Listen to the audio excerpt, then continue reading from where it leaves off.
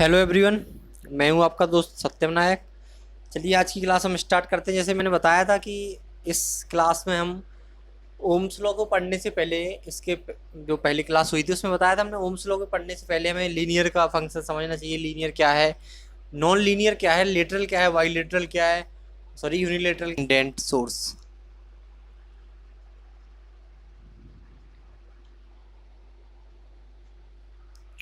इसको इंडिपेंडेंट को हिंदी अगर लिखें तो स्वतंत्र बोल सकते हैं। जो स्वतंत्र स्वतंत्र सोर्स या स्रोत। तो हिंदी वाले समझ गए होंगे इंडिपेंडेंट का मतलब स्वतंत्र सोर्स होता है, ठीक है। और एक होता है हमारा dependent source. Dependent dependent source. अब सोर्स से तो आप समझते हैं कि अगर हमारा कोई भी सोर्स है और वो एनर्जी डिलीवर कर रहा है, सिंपल, अगर एनर्जी डिलीवर कर रहा है, ठीक है, तो उसको एनर्जी डिलीवर करने के लिए किसी दूसरे सोर्स की हेल्प लेनी पड़े। अगर हमारा कोई सोर्स है, अगर वो एनर्जी डिलीवर कर रहा है, मानते हैं डिलीवर कर रहा है, वो चाहे वोल्टेज सोर्स हो या करंट सोर्स हो, एनर्जी क्या कर रहा है, वो डिलीवर कर रहा है, किसी को दे रहा है। लेकिन अगर वो किसी की हेल्प ले, एनर्जी को डिलीवर करने के लिए वो किसी की हेल्प लेता है, तो क्या बोलेंगे उसको?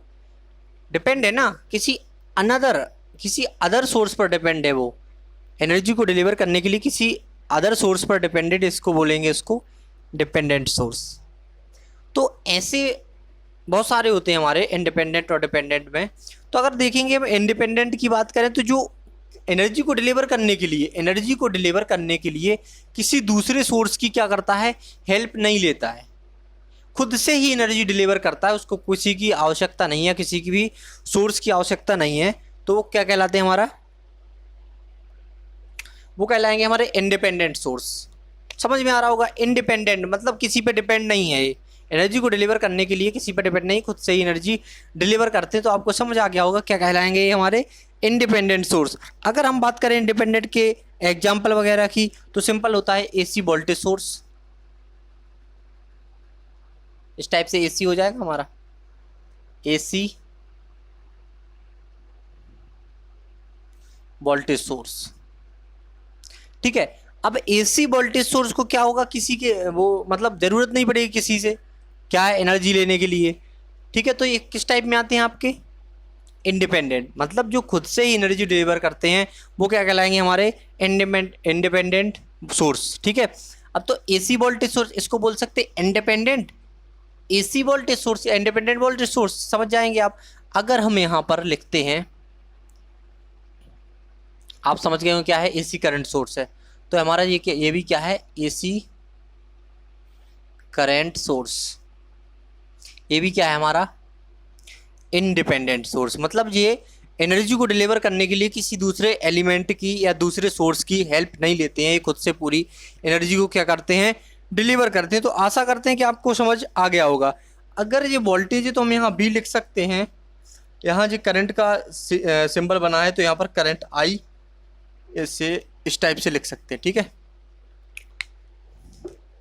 सिंपल। अब बात करते हैं हम किसकी? डिपेंडेंट सोर्स की। अभी तक तो आप समझ चुके हैं इंडिपेंडेंट क्या होते हैं। इंडिपेंडेंट वो होते हैं जो एनर्जी को डिलीवर करने के लिए किसी दूसरे सोर्स की हेल्प ना लें, खुद से ही एनर्जी पूरी डिलीवर करें, वही होता है कि हमारा। अब दूसरी बात करते हैं किसकी? डिपेंडेंट सोर्स की। तो हम बोल सकते हैं एनर्जी के ऐसे सोर्स जो वोल्टेज सोर्स हो सकते हैं, करंट सोर्स भी हो सकते हैं। तो एनर्जी के ऐसे सोर्स या ऐसे वोल्टेज और करंट के ऐसे सोर्स जो एनर्जी को डिलीवर करने के लिए, अब चाहे वो करंट सोर्स हो सकते हैं, वोल्टेज भी हो सकते हैं, तो एनर्जी को डिलीवर करने के लिए किसी दूसरे सोर्स पर डिपेंड रहते हैं। मतलब खुद से वो एनर्जी क्या डिलीवर नहीं कर पाते, इसलिए उनको दूसरे की हेल्प लेनी पड़ती है। तो उसको क्या बोलेंगे? डिपेंडेंट। देख रहे होंगे आप, हेल्प ले रहे हैं मतलब दूसरे पर डिपेंड है, ठीक है। अगर आप पापा से पैसे लेते हैं अभी भी पॉकेट मनी, तो क्या होगा, आप पापा पे डिपेंड हैं, तो आपको डिपेंडेंट बोला जाएगा, ठीक, किस पे? पापा पे हैं आप। ऐसे ही ये किसी दूसरे सोर्स, ऐसे सोर्स या ऐसे ठीक है। ऐसे सोर्स जो किस एनर्जी डिलीवर करने के लिए किसी दूसरे सोर्स की हेल्प लेते हैं उनको बोलते हैं डिपेंडेंट, या किसी दूसरे सोर्स पर डिपेंड रहते हैं। तो इस टाइप के होते हैं क्या, एक तो होता है वोल्टेज कंट्रोल वोल्टेज सोर्स। देखो इस टाइप से बन जाएगा आपका, यह बना देते हैं डायग्राम, ठीक है। यहाँ पर इस टाइप का आप याद रखना, इस टाइप के कौन से कहलाते हैं, डिपेंडेंट सोर्स कहलाते हैं। इस टाइप के जो बनते हैं वो क्या कहलाते हैं, इंडिपेंडेंट सोर्स, ठीक है।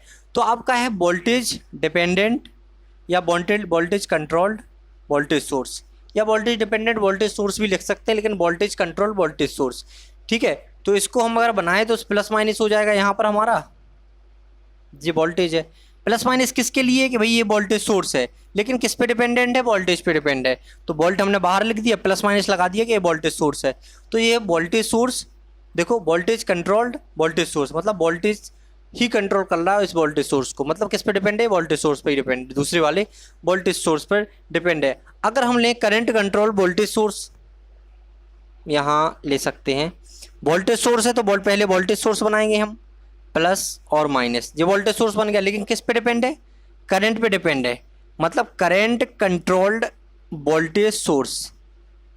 यहाँ क्या था, वोल्टेज कंट्रोल कर रहा था इसको, वोल्टेज सोर्स को, इस वोल्टेज सोर्स को कौन कंट्रोल कर रहा था, वोल्टेज कंट्रोल कर रहा था, मतलब ये दूसरे वोल्टेज सोर्स पर डिपेंडेंट है तभी ये एनर्जी को डिलीवर कर पा रहे हैं, या किसी भी वोल्टेज पर डिपेंड है, ये करंट पर डिपेंड है, जो वोल्टेज सोर्स करंट पे डिपेंड है तभी ये क्या कर रहा, वोल्टेज को डिलीवर कर पा रहा है। तो इसको बोलेंगे current controlled voltage source, simple आप समझ गए होंगे, ठीक है। करंट कंट्रोल्ड वोल्टेज सोर्स, क्योंकि ये वोल्टेज सोर्स है, समझ गए, प्लस माइनस लगा है, यहाँ प्लस माइनस लगा है, तो हो गया वोल्टेज कंट्रोल्ड वोल्टेज सोर्स, एक करंट कंट्रोल करंट सोर्स। अब इसके बाद जो तीसरा है वो तीसरा देखते हैं कि हमारा होता है voltage control current source. Voltage controlled है लेकिन करंट सोर्स है, सिंपल समझ गए होंगे आप कि आपको बनाना है करंट सोर्स। अगर इस टाइप से बने, देखो इस टाइप से अगर डायग्राम बनते हैं तो डिपेंडेंट सोर्स के बनते हैं, ठीक है। अब ये क्या है, ये है वोल्टेज कंट्रोल्ड करंट सोर्स। ये क्या है हमारा, वोल्टेज कंट्रोल्ड करंट सोर्स। तो हम क्या बनाएंगे, सिंपल करंट सोर्स बनाओ पहले, ये एरो बना दिए तो करंट सोर्स हो गया, लेकिन वोल्टेज कंट्रोल्ड है तो वोल्टेज क्या लगाएंगे, यहाँ पर वोल्टेज लगा दिया, इसी से कंट्रोल्ड है ना, तो सिंपल वोल्टेज पे डिपेंड है, या वोल्टेज कंट्रोल बोल सकते, voltage controlled current source, voltage controlled current source, या voltage dependent current source, voltage dependent मतलब वोल्टेज पे डिपेंड है लेकिन करंट सोर्स है आपका। एक होता है करंट डिपेंडेंट करंट सोर्स, मतलब करंट सोर्स जैसे इस टाइप का था कि आपका वोल्टेज सोर्स तो है लेकिन वोल्टेज पे ही डिपेंड है, तो वोल्टेज कंट्रोल वोल्टेज सोर्स, और यहाँ पर आपका करंट सोर्स पर डिपेंड था तो करंट कंट्रोल वोल्टेज सोर्स। ये आपका क्या था, करंट सोर्स है लेकिन किस पे डिपेंड है, वोल्टेज पे, तो वोल्टेज कंट्रोल करंट सोर्स। अब एक है करंट सोर्स ही है लेकिन करंट पे ही डिपेंड है वो, ठीक है। तो आपको पता है इस टाइप का सिंबल बन जाएगा, इस टाइप का एरो बन जाएगा, यहाँ इस टाइप का बन जाएगा, तो ये क्या हो जाएगा हमारा करंट कंट्रोल्ड, तो करंट पे कंट्रोल, इस वाली करंट पे कंट्रोल, ये current source, current controlled current source, ठीक है, मतलब करंट पे डिपेंड है करंट सोर्स आपका। तो सिंपल ये आपका जी बन गए चारों। एक तो वोल्टेज, देखो डिपेंडेंट सोर्स में आ रहा है voltage control voltage source, voltage control current source, current control voltage source, और करंट कंट्रोल करंट सोर्स, ठीक है। वोल्टेज कंट्रोल वोल्टेज सोर्स, देखो वोल्टेज से कंट्रोल हो रहा है, वोल्टेज सोर्स है, ये वोल्टेज सोर्स है लेकिन किससे करंट कंट्रोल हो रहा है, करंट से, तो करंट कंट्रोल वोल्टेज सोर्स हो गया। ये वोल्टेज सोर्स किस से कंट्रोल है, वोल्टेज सोर्स से, लेकिन ये कौन सा है, करंट सोर्स है, तो वोल्टेज कंट्रोल करंट सोर्स। ये क्या है, करंट कंट्रोल, किससे कंट्रोल हो रहा है, करंट से, करंट कंट्रोल्ड करंट सोर्स, से करंट सोर्स हो गया, ठीक है। तो ये आपके वोल्टेज इंडिपेंडेंट सोर्स और डिपेंडेंट सोर्स हो गया आपका, जो किसी और पावर को डिलीवर करने के लिए, सिंपल आप समझ गए होंगे कि जो सोर्स पावर को डिलीवर करने के लिए किसी दूसरे सोर्स की हेल्प लेते हैं, या फिर दूसरे दूसरे सोर्स की हेल्प लेते हैं एनर्जी को डिलीवर करने के लिए, तो वो क्या कहलाते हैं, डिपेंडेंट सोर्स। लेकिन जो किसी की हेल्प नहीं लेते, खुद से ही पूरी एनर्जी डिलीवर करते हैं, वो क्या कहलाते हैं आपके, इंडिपेंडेंट, किसी पे डिपेंड ना हो तो मतलब इंडिपेंडेंट सोर्स। अब इसके आगे बात चलती है तो हम पढ़ते हैं क्या, बाइलेटरल और यूनिलेटरल। एलिमेंटों की बात चल रही है तो बाइलेटरल, अभी तो सोर्स पढ़ रहे थे, एक्टिव सोर्स, पैसिव सोर्स और इंडिपेंडेंट सोर्स और डिपेंडेंट सोर्स। अब पढ़ते हैं हम बाइलेटरल एलिमेंट और यूनिलेटरल, ठीक।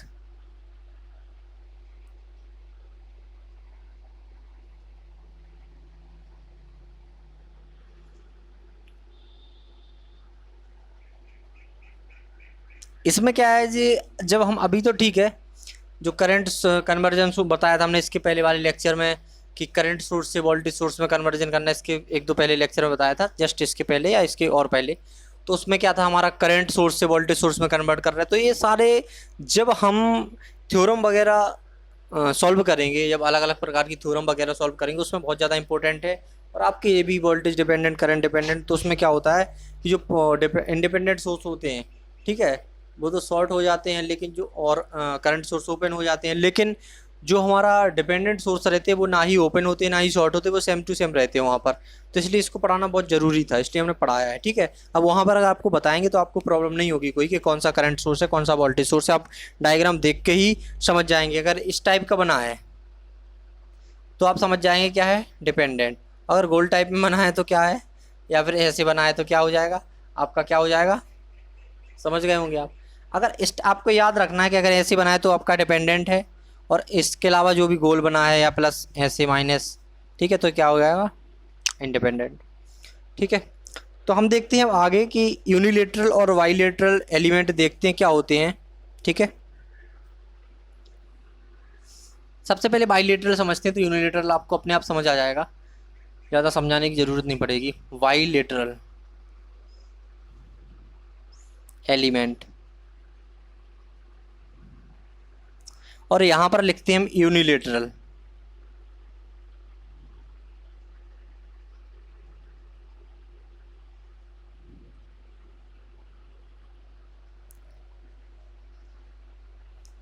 मैं लिखवाने पे ज़्यादा बिलीव नहीं करता, मैं समझाने पे ज़्यादा बिलीव करता हूँ। अगर आपको समझ में आ गया हो, आ जाता है, तो आप अपने खुद मन से लिख सकते हैं, और बहुत सारी बुक्स पढ़ी हैं अपने पास यार। तो मैं ज़्यादा किस पे फोकस करता हूँ, समझाने पर। अगर आपको ये समझ आ गया, या कोई भी टॉपिक अगर आपको समझ आ गया, तो कोई भी क्वेश्चन आ जाए और कोई भी बुक्स रख दो आपके सामने, तो आप समझ लेंगे। तो सिंपल मेरा फोकस रहता है कि आपको समझ आना चाहिए। थ्योरी तो कहीं से भी आप पढ़ सकते हैं, ठीक है, और ज़्यादा हो तो हम भी थ्योरी लिखवा देंगे। अगर आप कमेंट्स में करिए तो हम भी थ्योरी लिखवाना स्टार्ट कर देंगे। लेकिन मैं बिलीव करता हूँ आपको कैसा, कि आपको समझ आना चाहिए। अगर आप कॉन्सेप्ट क्लियर हो जाएंगे आपके, एक बार आपके कॉन्सेप्ट क्लियर हो गए तो फिर कोई प्रॉब्लम नहीं आएगी, ठीक है। आप कोई भी बुक्स उठा लें, कोई किसी भी राइटर की, सब समझ आएगा आपको, ठीक है। थोड़ा थ्योरी में चेंजेस रहता है सब बुक्स का। तो सिंपल देखेंगे अगर हम, तो बाइलेटरल देखेंगे, तो जो एलिमेंट हमारा दोनों डायरेक्शन में वर्क करता है, लिखेंगे यहाँ पर सिंपल, ज़्यादा थ्योरी नहीं लिखेंगे। Both direction work in both direction लिख दो यहाँ पर, work in both direction. Direction means होता है दिशा, बोथ मीन्स दोनों, डायरेक्शन मतलब वर्क इन बोथ डायरेक्शन, मतलब जो एलिमेंट दोनों दिशाओं में समान काम करता है। अगर हम देखो, मैं उदाहरण देता हूं, इसके उदाहरण जो एग्जाम्पल हैं, एग्जाम्पल्स जो इसके हैं सिंपल हम लिखते हैं यहाँ पर। एक तो होता है हमारा रेजिस्टेंस, एक होता है इंडक्टेंस, और एक होता है कैपेसिटेंस। ये तीनों क्या है, हमारे बाइलेटरल हैं। अब चाहे बाइलेटरल का मतलब है वर्क इन बोथ डायरेक्शन, दोनों दिशाओं में वर्क करते हैं। अगर आपने ऐसा रखा, करंट को इस साइड से फ्लो करवाया, इसमें करंट को बहाया इस साइड से, तो इसमें इस टाइप से करंट बहेगी, इसमें बहाया इस टाइप से, इसमें बहाया इस टाइप से।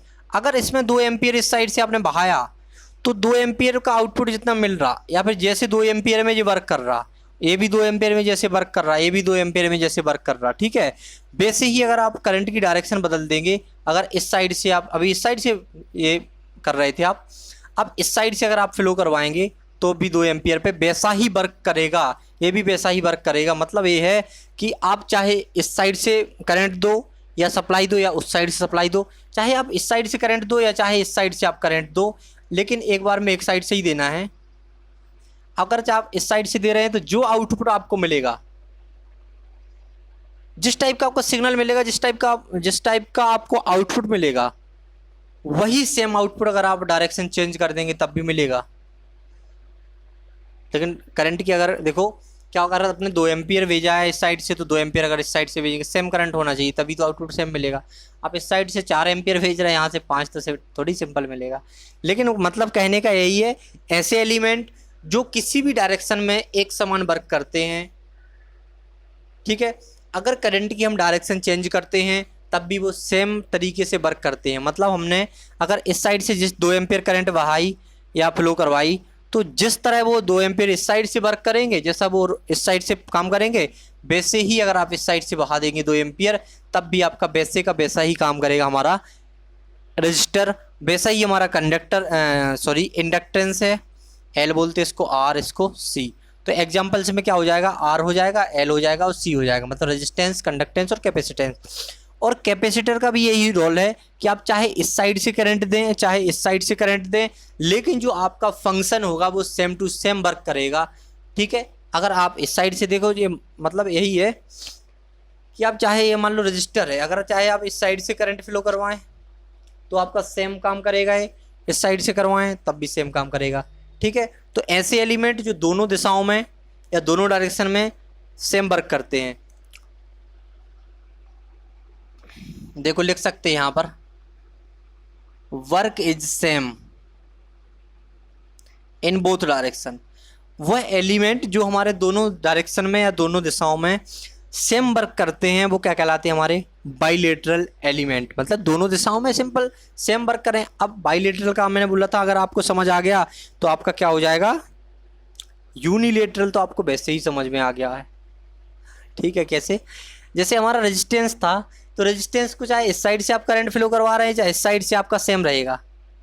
जो आउटपुट आएगा आपका, जो करंट की डायरेक्शन चेंज करने पर चेंज नहीं होगा, क्या होगा, करंट की डायरेक्शन चेंज करने पर चेंज नहीं होगा। आपकी करंट की कंडीशन अगर इस टाइप से सेम रहेगी, वही साइड से अगर आप इस टाइप से फ्लो करवा रहे हैं तो आपकी same to same current flow हो जाएगी, करंट को कोई प्रॉब्लम नहीं होगी। जिस तरह से इस साइड से फ्लो हो रही थी वैसे ही वही मतलब सेम कंडीशन रहेगी करंट की, आउटपुट भी आपका सेम रहेगा, मतलब सेम फंक्शन होगा।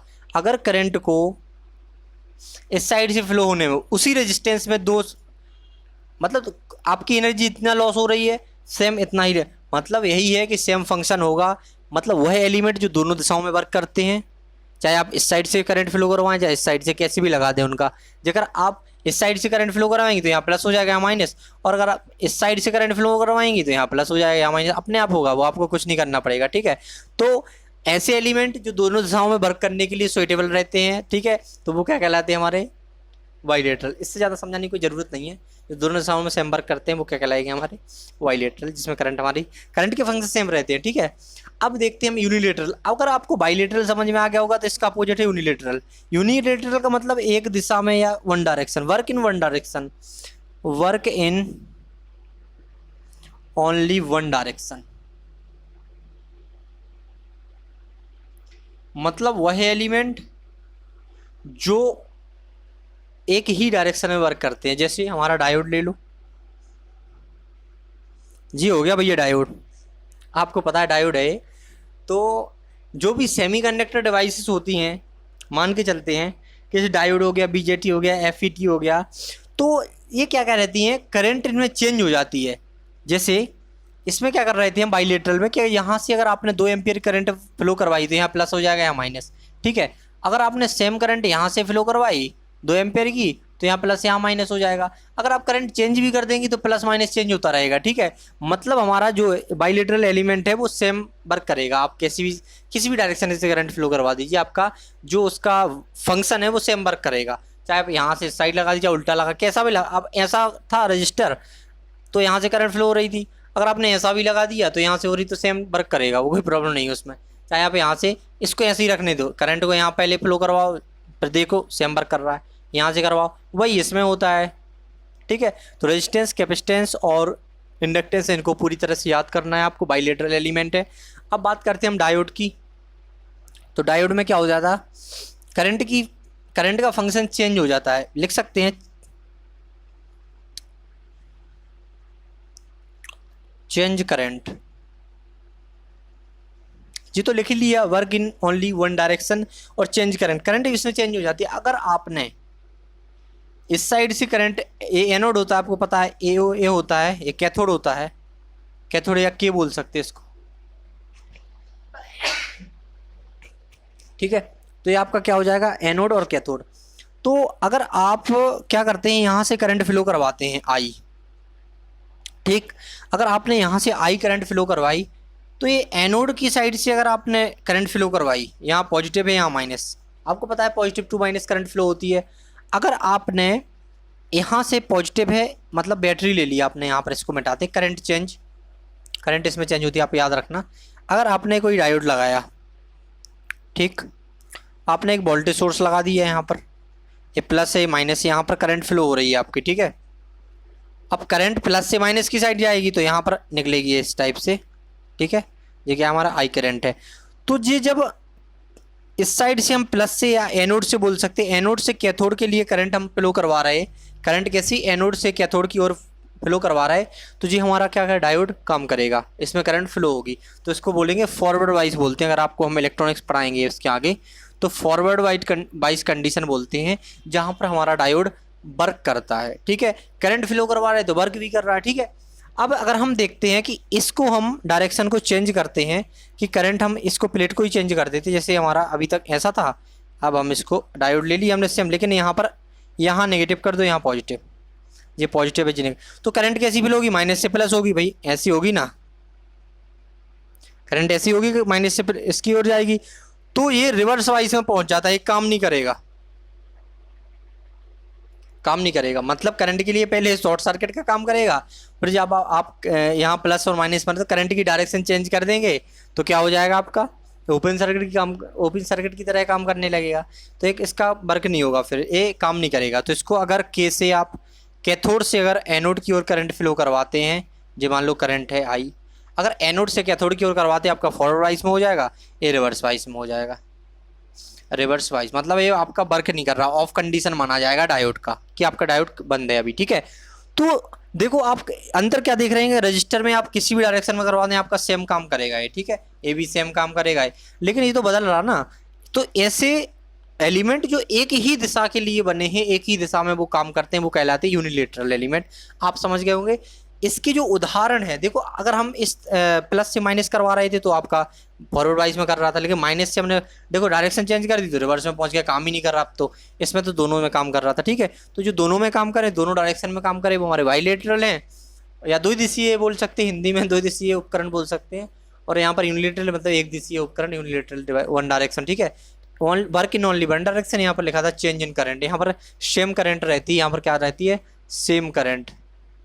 सेम करंट का फंक्शन रहता है, यहाँ पर लिख सकते हैं सेम करंट का फंक्शन, यहाँ पर क्या रहता है हमारा, चेंज करंट।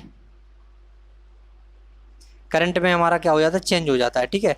यहाँ पर आप देख रहे होंगे, यहाँ पर करंट फ्लो हो रही थी शॉर्ट सर्किट की तरह, यहाँ पर हो रही ओपन सर्किट, क्योंकि रिवर्स पहुंच गया, ये काम ही नहीं कर रहा, ठीक है, निकलने ही नहीं दे रहा करंट को, ठीक है। सिंपल क्या हो गया हमारा, इस टाइप से हो गया। या फिर ये मान लो कि ये फॉरवर्ड वाइज में, फॉरवर्ड वाइज से आप जल्दी समझ जाएंगे कि फॉरवर्ड वाइज में आराम से करंट फ्लो हो रही थी, रिवर्स वाइज में आपने करंट का डायरेक्शन चेंज किया तो ये काम ही नहीं कर रहा, मतलब एक ही डायरेक्शन में काम कर रहा। मतलब जो एलिमेंट एक ही डायरेक्शन में काम करें वो क्या कहलाएंगे आपके, यूनिलेटरल एलिमेंट। सिंपल। इसके अगर आगे की बात करें तो इसके एग्जांपल्स हम और देखते हैं तो वीजेटी एफईटी बताया था हमने आपको, एक तो डायोड हो गया, बीजेटी वगैरह हो गया, और एफईटी, ईटीसी बहुत सारे हैं, लिखते हो इतने तीन ही, ठीक है। तीन इसमें लिए थे, तीन इसमें ले लिए, ठीक है। अब हम चलते हैं आगे, जो हमारा मेन टॉपिक है, जो हमारे ओम्स लॉ में हमें यूज होना है। तो ये हो गया हमारा क्या, लीनियर एलिमेंट और non linear element. Linear element और नॉन लीनियर एलिमेंट समझना उतना ही जरूरी है जितना हमने अभी तक जो सारे समझे हैं। तो देखते हैं,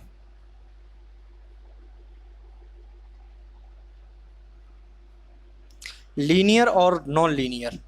लीनियर से आप क्या समझ रहे होंगे, लीनियर मतलब रेखीय, और नॉन लीनियर रेखीय, आ लगा दो उसके आगे, अरेखीय, जो रेखीय ना हो। सबसे पहले हम लीनियर समझते हैं, जो हमें ओम के लॉ में आता है, लीनियर एलिमेंट। ओम का लॉ, ओम्स लॉ करवाना चाह रहे थे हम, लेकिन हमने सोचा पहले ये सब करवा दें, क्योंकि बहुत ज़्यादा इंपॉर्टेंट है, एग्जाम में ऑब्जेक्टिव में आ जाते हैं, ठीक है। तो जो सब हमने करवाए वो सब ऑब्जेक्ट में आए हुए हैं, एक बार सब आए हुए हैं, ठीक है। लीनियर भी आया हुआ है, नॉन लीनियर भी, ये सब आए हैं, ठीक है। बोल दें आपकी, बताइए ओम्स लॉ की कैरेक्टरिस्टिक कैसी रहती है, तो आपको बताना है कि भाई लीनियर रहती है। अब ठीक है, तो ऐसे आ चुके हैं non linear.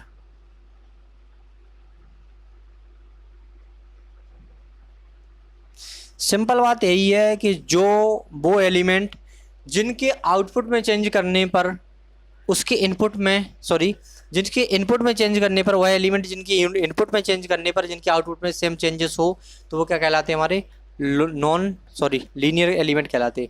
Linear, non linear नहीं, लीनियर। ठीक है, यहाँ पर एग्जांपल्स लिख लेते हैं हम।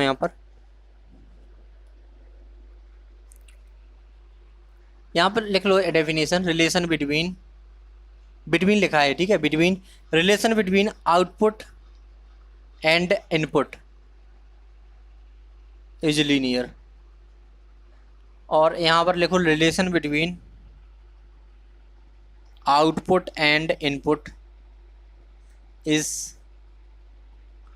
Non linear. मतलब सिंपल है, आप समझ गए होंगे, जिन एलिमेंट के इनपुट और आउटपुट के बीच नॉन लीनियर का रिलेशनशिप रहता है तो वो क्या कहलाते हैं, नॉन लीनियर एलिमेंट। जिनमें लीनियर रिलेशनशिप रहता है वो क्या कहलाते हैं, लीनियर। अब लीनियर नॉन लीनियर क्या है हम बताते हैं। जैसे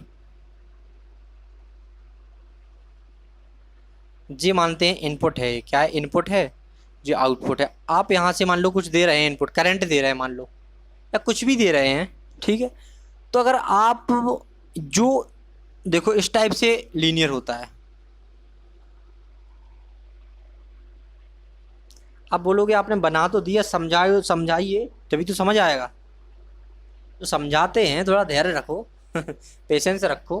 क्या है देखो, यहाँ पर ये लीनियर बना दिया हमने। अगर आप यहाँ पर देखें, यहाँ पर वन मार्क करते हैं, यहाँ पर 1, यहाँ 2, यहाँ 3, यहाँ 4, और यहाँ पर भी 1, यहाँ पर 2, यहाँ 3, यहाँ पर 4, ठीक।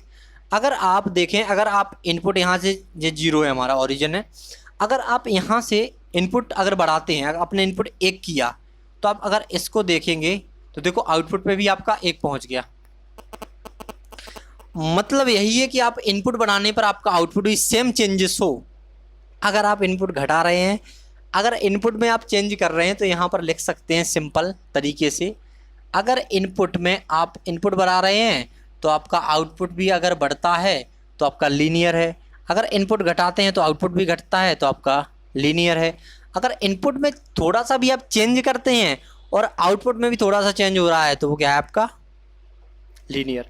समझ जाइए, वो रेखीय उपकरण है या लीनियर एलिमेंट है। जो हिंदी वाले हैं वो रेखीय उपकरण समझ सकते हैं इसको, और ये बोलते हैं अरेखीय उपकरण, ठीक है। तो जिन एलिमेंट के इनपुट में आप चेंज करेंगे तो आउटपुट में भी चेंज होगा उनके, वो क्या कहलाएंगे, हमारे लीनियर एलिमेंट कहलाएंगे, ठीक है। और जो एलिमेंट हाँ, अगर इनपुट, अगर आप और देखें, अगर आप इनपुट 2 कर दें, आप 2 इनपुट कर दें, इनपुट 2 कर देते हैं आप यहाँ पर, तो देखिए यहाँ पर लीनियर रिलेशन पे में यहाँ पर भी 2 आ रहा है। यहाँ पर इसको थोड़ा इस टाइप से बना लेते हैं ताकि आपका सिंपल आ जाए समझे, ठीक है। अगर आप इसको बढ़ाते हैं, इनपुट को देते हैं, तो आउटपुट भी आपका बढ़ना चाहिए, वो क्या कहलाएंगे, हमारे क्या कहलाएंगे, लीनियर एलिमेंट। सिंपल आप समझ गए होंगे। इसके एग्जांपल बताते हैं क्या क्या होते हैं। जैसे एग्जांपल में लिखते हैं रेजिस्टेंस, इंडक्टेंस और कैपेसिटेंस। जी आपके पैसिव सोर्स में भी थे, आप समझ रहे होंगे, सब जगह एग्जांपल आ रहा है यार। हाँ, जी तीनों की क्या होती है हमारी, ये बाइलेटरल भी होते हैं, ठीक है। तो तीनों का जी RLC का एक ऐसा जोड़ा है जो क्या रहता है, हमारा लीनियर रहता है। R भी लीनियर रहता है। अगर R में क्या होता है, अगर आप इनपुट को बढ़ाइए तो आउटपुट भी सेम कंडीशन में बढ़ेगा। अगर आप इनपुट में छोटा सा भी घटाते हैं या बढ़ाते हैं तो आउटपुट भी घटेगा बढ़ेगा, ठीक है। अगर आप बढ़ाएंगे इनपुट को तो आउटपुट भी बढ़ेगा, घटाएंगे तो आउटपुट घटेगा, ठीक है।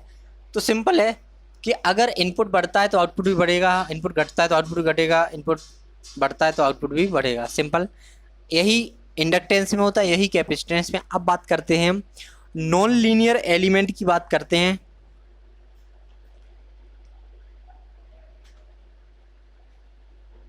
नॉन लीनियर एलिमेंट की बात करते हैं कि जो लीनियर रिलेशन को फॉलो नहीं करते, मतलब relation between output and input is non linear. मतलब यही है कि यहाँ पर अगर अब आप बात करें कि इलेक्ट्रॉनिक्स डिवाइस जो होती हैं, जैसे डायोड, देखो बाइलेटरल यूनिलेटरल में एग्जांपल से, बाइलेटरल एलिमेंट यूनिलेटरल के देखो लीनियर और बाईलेटरल के एग्जाम्पल सेम सेम लग रहा है, ठीक है वो सेम सेम लग क्या रहे हैं। यहाँ पर डायोड हो गया, यहाँ बीजेटी ले लो, यहाँ पर एपीटी सिंपल ले लो, ठीक है। एग्जाम्पल लीजिए किसके, नॉन लीनियर के। अब इसमें क्या है, अगर आप इनपुट में चेंज कर रहे हैं तो आउटपुट में समान चेंज नहीं होगा, क्योंकि अगर कैरेक्टरिस्टिक मान लो इस टाइप से बनी है,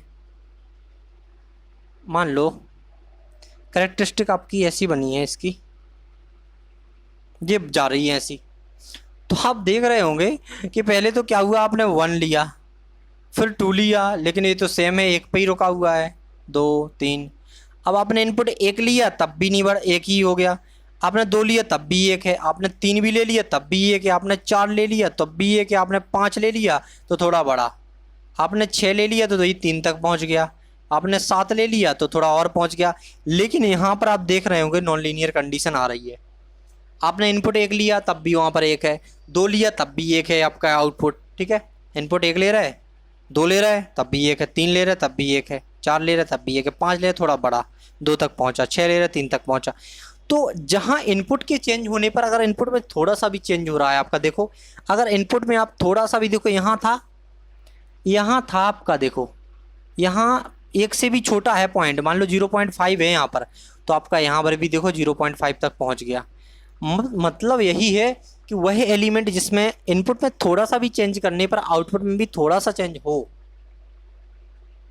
सेम चेंजेस हो, तो क्या है वो आपका लीनियर एलिमेंट, रेखीय एलिमेंट। और वो एलिमेंट जिनके इनपुट में आप चेंज करने पर आउटपुट में वैसा समान चेंज ना हो, आउटपुट कांस्टेंट भी हो सकता है, कुछ कुछ ऐसे भी बन जाते हैं ना, ऐसे गए कुछ ऊपर तक गए एकदम से, फिर ऐसे हो गए, स्ट्रेट चले गए कुछ इस टाइप से, तो नॉन लीनियर हो जाएंगे ना। अगर आप इनपुट समान दे रहे हैं, इनपुट में समान, अगर इनपुट बढ़ा रहे हैं तो आउटपुट भी बढ़ना चाहिए, इनपुट घट रहा है तो आउटपुट भी घटना चाहिए, तो हमारे फंक्शन हो जाएंगे किसके, नॉन लीनियर के। ये डायोड हो गया, बीजेटी हो गया, एफईटी हो गया। आप समझ गए होंगे, आशा करते हैं आप समझ गए होंगे। इसके नेक्स्ट लेक्चर में हम क्या करेंगे, काफ़ी कुछ बताएंगे आपको, ओम्स लॉ के साथ भी कुछ क्वेश्चंस लाएंगे, और उसके साथ ही वो देखो सिंपल कि अगर 2 चालक हैं उसके बीच समान करंट जा रही है, तो उसमें किस नियम से जाए, किस नियम से फोर्स लगाएंगे, किस तरह का फोर्स लगेगा, अट्रैक्ट करेंगे या रिपेल करेंगे। तो नेक्स्ट वीडियो में हम यही लाएंगे, सब कुछ ओम्स लॉ को करवाएंगे उसमें, क्योंकि उसमें लीनियर फंक्शन है, हम लीनियर फंक्शन समझ चुके हैं सिंपल। इसके साथ ही थैंक यू आप लोगों को देखने के लिए लास्ट तक, और आप शेयर सब्सक्राइब करिए, थैंक यू।